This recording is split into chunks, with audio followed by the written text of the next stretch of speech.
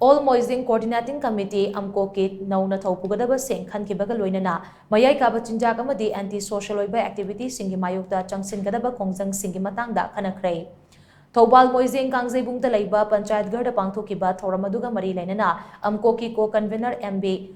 Tariq Ahmad na hai Lamdam asidagi Mayai Kaba Chinjak amadi anti-social oiba thabak se marupangna muthatnabagi pandamda miyamna tongan ba thabak thoram kaya paikhatuna lakle khongthang asi hena khumang chawsinaba AMCOC hariba lup ase nauna sembane lup asina paikhalakpa tongan ba thabak thoram singda lamdam asigi miyamna support tobiyu haina so mahangna appeal tawki MOIJING kundala e parja miyamda aigoi gi organization gi maikai de khanghanjaba amana madudi la iba tang taraga mathoi gi manungda drug hana tawramaga lephi boirasu amadi hauji tawri boirasu aikoi ga changjaraga karigumba thabuk ama sarta ama aikoi organization ga tawminnaraga punna sida